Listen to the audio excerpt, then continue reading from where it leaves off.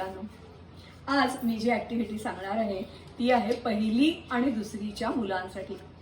मात्र याचा जो गृहपाठ आहे हा गृहपाठ इतरही मुलांनी केला तरीही चालेल, कारण हा फॉक्स आणि ग्रेप्स तुम्हाला दिसत आहेत, म्हणजेच कोल्हा आणि द्राक्ष. याच्यावर आधारित एक म्हण आपण बरेच वेळा ऐकली असेल, कोल्ह्याला द्राक्ष आंबट. ती गोष्ट आपण बघणार आहोतच, पण यासारख्या असंख्य म्हणी मराठीमध्ये आहेत. उदाहरणार्थ, गाढवाला गुळाची चव काय, अगं अगं म्हशी मला कुठे नेशी, घरोघरी त्याच परी, दिव्याखाली अंधार एक ना दोन, अनेक सुभाषित आणि अनेक म्हणी. यापैकी प्रत्येक म्हणीवर गोष्ट आपल्याला सापडते. तशी गोष्टही आपण ऐकणार आहोत आणि त्याच्याशिवाय ही ऍक्टिव्हिटी पण करणार आहोत. त्यासाठी अर्थातच तुम्हाला असा हा 11x11चा कागद दिला जाईल. त्याच्याशिवाय ही जी पानं तुम्हाला दिसत आहेत ही अशी पानं तुम्हाला दिली जातील. द्राक्षाची पानं जशी असतात तशी देण्याचा प्रयत्न केला आहे. आणि त्याच्याशिवाय या किंवा जांभळ्या रंगाची पण, काही वेळेला आजकाल लालसर रंगाची पण अशा प्रकारची येतात द्राक्ष, ती द्राक्षही तुम्हाला दिली जातील आणि याच्या साह्याने तुम्हाला हे तयार करायचंय. पण मला वाटते बऱ्याच वेळेला ना मुलांनी कोल्हाही बघितलेला नसतो आणि द्राक्ष मार्केटमध्ये आपण बघतो, पण द्राक्ष पिकतं कुठे, कसं, त्याच्याबद्दल काहीच माहिती नसते. आणि म्हणून आधी आपण कोल्हा याच्याविषयी माहिती घेऊया. त्याचा स्वभाव कसा असतो, तो कुठे राहतो, दिसतो कसा. कारण मला असं वाटतंय मागच्या वेळेला आपण बघितलं होतं की आपल्याला इमॅजिन करायला नाही येत आपण जर बघितलं नसलं तर, म्हणून ते बघूया. त्याच्याशिवाय द्राक्ष हे कशा झाडावर येतं का, जमिनीवर दुर्वांसारखं उगवतं का, की वेल असतो, कुठे पिकतं, याच्याविषयी थोडी माहिती घेऊया आधी आणि मग ती ऍक्टिव्हिटी कशी करायची ते बघूया. चला तर मग. हा आहे अनेक गोष्टींचा नायक कोल्हा. धूर्त, लबाड, फसवणारा, चतुर, वेगाने धावणारा आणि सिंह याच्या वाघ हे शिकार करताना त्यांच्या आसपास घोटाळणारा. कुत्र्यासारखाच, पण त्याच्यापेक्षा थोडा केसाळ, झुपकेदार अशा प्रकारची शेपटी आणि उभे कान हे याचं वैशिष्ट्य. रंग याचा पिवळट, कधी तपकिरी, कधी पांढरा, कारण हा जंगलातही जसा आढळतो, साधारणपणे खेड्याजवळची जंगलं त्याप्रमाणे तो राजस्थानच्या वाळवंटातही आढळतो, तर अगदी हिमालयाच्या बर्फाळ प्रदेशात सुद्धा तो आढळतो. अर्थातच प्रत्येक ठिकाणच्या कोल्ह्याची जात, आकार थोडा फरक असतो, पण असा हा कोल्हा ज्याच्याभोवती अनेक गोष्टी रचल्या गेल्या. ही आहे तुम्हाला आवडणारी आंबटगोड द्राक्ष. याच्या बेदाणे, मनुका हेही तुम्ही खाता, सरबत पिता, चिक्की, जाम, जेली कोणत्याही स्वरूपात आढळतं. अतिशय ऑर्नमेंटल, त्यामुळे कोरीव काम करताना, चित्र काढताना ह्याचा भरपूर उपयोग होतो. याचं मात्र झाड नसतं बरं का, तर ह्या वेलीवर्गीय हे फळ आहे आणि अशा प्रकारे आधार देऊन काठीचा मांडव घालून त्याला वाढवलं जातं. साधारणपणे आपल्याकडे नाशिक, सांगली या भागात, जळगाव या भागात भरपूर द्राक्षाच्या बागा आढळतात. आणि ही आहे कोल्ह्याची गोष्ट. एकदा कोल्ह्याला द्राक्ष दिसतात, त्याला हवीशी वाटतात, खावीशी वाटतात, उड्या मारतो, कितीतरी प्रयत्न करतो, मात्र त्याचे सगळे प्रयत्न विफल पडतात, कारण ते उंच असतं. शेवटी धापकन जमिनीवर पडतो आणि मग तो चक्क पळत सुटतो. आणि आता आपली फजिती लपवायची कशी, व सगळ्यांना सांगतो, जाऊन दे हो, ती काय द्राक्ष मी बघितली, पण ती खूपच आंबट होती बरं का. मग यावरूनच म्हण पडली, कोल्ह्याला द्राक्ष आंबट. म्हणजे एखादी गोष्ट आपल्याला शक्य झाली नाही तर आपण खोटी सबब सांगतो तसं. गोष्ट तुम्ही थोडक्यात बघितलीत, मात्र त्याच्यासाठी आणखीन एक लक्षात ठेवा बनवायच्या अगोदर की ह्याची प्लेसमेंट कशी करायची. हा तळात असला पाहिजे, खालती असला पाहिजे, कारण तो जमिनीवरून चालणार आहे. याचे वेल आहेत, पण मी वर इकडे करा, कुठेही करा. त्याला घरून येताना ही फ्रेम आखून आणा.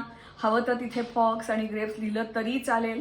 अर्थातच हे वेली आहेत, म्हणजे आजूबाजूला मळा आहे, इथे वेली, त्याला बांबू लावलेत किंवा काय लावलेत आणि वेली आहेत हे दिसलं पाहिजे. खालती शेत दिसलं पाहिजे किंवा मार्ग दिसला पाहिजे, माती दिसली पाहिजे, हे लक्षात ठेवा आणि जास्तीत जास्त आकर्षक करायचा प्रयत्न करा. दुसरी महत्त्वाची गोष्ट, हे करत असताना फ्रेम आखून घ्या आधीच. आणि त्याच्याशिवाय तुम्ही येताना फेविकॉल न विसरता आणि रंग, म्हणजे ह्याला फार रंग लागणार नाही आहेत, पण हा ब्राऊन रंग आहे, हा पण ब्राऊन रंग आहे आणि डोळे कोल्ह्याचे लाल असतात, ब्राउनिश लाल लाल लाल अंगाऱ्यासारखे एखादे असतात, हे लक्षात ठेवायचं आहे. ह्याला तुम्हाला अर्थातच हिरवा किंवा तपकिरी रंग वापरायचा आहे आणि मग तुम्हाला ही ग्रेप्स पण दिली जातील आणि पानं पण दिली जातील. हा कागद कसा करायचा आहे नीट बघा. तुम्हाला हा चौरस कागद दिलेला आहे 11x11, कारण आपण लहान मुलं आहोत. लहान ठीक आहे, त्याला पहिल्यांदा अशी घडी घालून घेतली, मग त्याला अशी घडी घालून घेतली. 2 घडी घालायचं कारण फक्त एवढंच आहे की आपल्याला तोंड थोडंसं असं जराशी त्याला फुगीर दिसण्यासाठी, म्हणून ही रेष पाहिजे आहे. बघा आता किंचित हा फुगवटा दिसतोय तुम्हाला. 2 टर्म्स आतापर्यंत बऱ्याच वेळेला ऐकलेत, व्हॅली फोल्ड आणि माउंटन फोल्ड. तो हा माउंटन थोडासा दिसतो आहे. आणि आता हे जे असं दिसतं आहे ना तुम्हाला, हे अगदी म्हणजे अगदी सोपं आहे. हा त्रिकोणी आकार झाला आणि हा त्रिकोणी जो आकार आहे, या त्रिकोणी आकाराला इथे मध्ये जो वर भाग आहे म्हणजे फुगीर भाग आहे, तो फुगीर भाग वर ठेवला. आता हे तुम्हाला मी उलटं केलंय आता दिसण्यासाठी. डावा आणि उजव्या हाताची ही जी 2 टोकं आहेत, ही 2 टोकं इथून खालती नीट बघा, इथून खालती अशी फोल्ड केलेली आहेत, पण अगदी मध्यापर्यंत आणलेली नाही आहेत, थोडीशी आधीच फोल्ड केलेली आहेत. तसंच हेही आधीच फोल्ड केलेलं आहे. आता हा इकडून बघितला की आपला फॉक्स तयार झाला. डोळे एकदम वर काढायचे नाहीयेत. कसे काढायचे नीट बघा, असे डोळे काढायचे. आणि इथे अर्थातच मी म्हटल्याप्रमाणे काळा कुळकुळीत रंग वापरू नका, ब्राऊन रंग वापरा, त्याला वर टिपके द्या आणि पेन्सिलने त्याच्या मिशा सुद्धा काढा. अर्थातच हे जरी मी आता सांगितलं असलं तरी परत लक्षात ठेवा, गोष्ट पुन्हा एकदा सांगते, कारण गोष्ट सांगायची कशी त्याचे काही नियम आहेत. ती नेहमी पास्ट टेन्समध्ये असली पाहिजे. तो जो कोण कोल्हा आहे नुसता कोल्हा कोल्हा कोल्हा न म्हणता त्याला काहीतरी नाव दिलं पाहिजे. छोटू कोल्हा, मोठू कोल्हा काहीतरी असेल ते, आपण त्याला छोटू कोल्हा असं नाव देऊया. नंतर ती दुसरी गोष्ट ती फ्लोईंग असली पाहिजे. आणि गोष्ट सांगताना गोष्टीच्या मागचा जो परिसर आहे तो डोळ्यासमोर उभा राहायला पाहिजे. तुम्ही याचा जो एंड आहे त्याच्यापेक्षा वेगळा एंड शोधायचा प्रयत्न करा. तर सुरुवातीला ज्या काही 4-5 म्हणी सांगितल्या होत्या, अशा म्हणी तुमच्या आई वडिलांना विचारा, त्यांना केवढ्या आठवत आहेत त्या वहीत लिहून आणा. आणि मला असं वाटतंय शब्दसंपत्ती तुमची जितकी वाढेल किंवा जितकं तुम्ही इमॅजिनेशन आणि करायचा बोलायचा प्रयत्न कराल तितके तुम्ही हुशार होत जाल. फक्त प्रश्नोत्तर पाठ करून कोणीही हुशार होत नाही. आता आपण गोष्टीकडे वळूया. एकदा एक जंगल होतं बरं का, घनदाट जंगल बिलकुल नव्हतं, पण एका खेड्याच्या जवळ हे जंगल होतं. आणि त्या जंगलामध्ये अनेक प्राणी सुखासमाधानाने राहत होते. त्याच्यात एक कोल्ह्याचं पण कुटुंब होतं. आणि हा जो कोल्हा आणि कोल्हीण होती त्यांना एक बाळ झालं, त्याचं नाव होतं छोटू. हा छोटू फारच मस्तीखोर होता. तो लहान होता म्हणून आईवडिलांना काळजी वाटायची. तुमचे आईवडील जसे खाऊ आणतात तसे ह्याला रोज ना काहीतरी, कधी कोंबडी आणा, कधी एखादं रान डुक्कर असेल त्याच्यातला काहीतरी तुकडा घेऊन या, कधी कधी ससा, कधी आणखीन काही असं मस्त मस्त खायला आणायचे. पण या छोटूला कंटाळा आला रोज आईबाबांनी दिलेलं खायचं.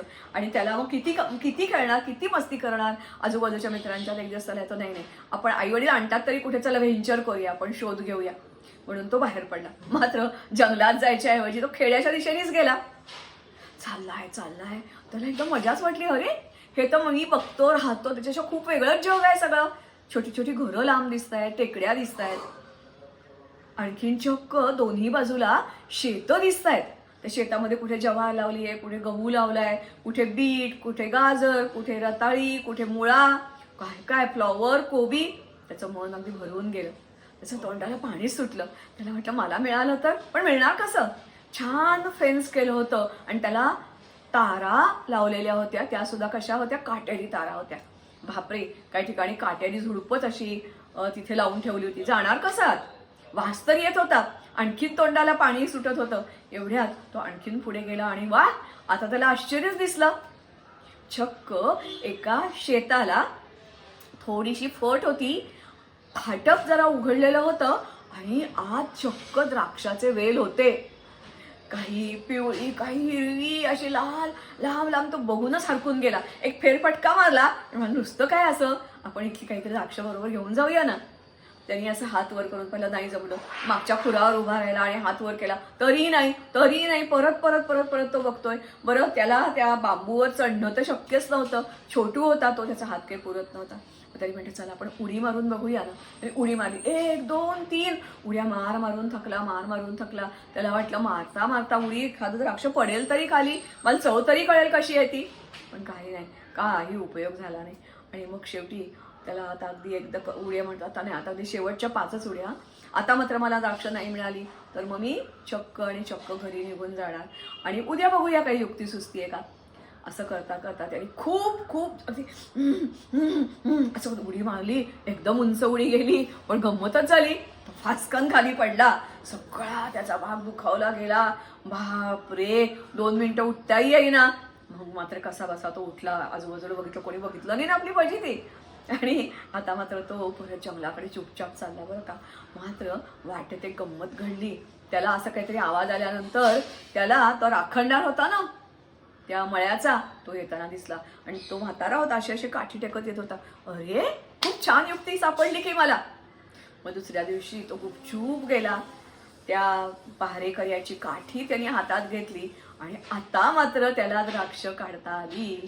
मात्र आदल्या दिवशी तो सगळ्यांना काय सांगायला लागला, मी गेलो होतो, तुम्हाला माहिती आहे का, जंगलाच्या बाहेर गेलो होतो, मी खेड्यात गेलो, नंतर मी तिथे काय काय बघितलं, सलजम बघितला, मुळा बघितला, गाजरं बघितली, पातीचा कांदा बघितला, फ्लॉवर, कोबी, 1 ना 2 असंख्य भाज्या आणि चक्क द्राक्षाचा मळा सुद्धा बघितला. पण पहिल्या दिवशी सगळी द्राक्ष होती आंबट, बरं का, मला बिलकुल नको होती ती, म्हणून परत आलो.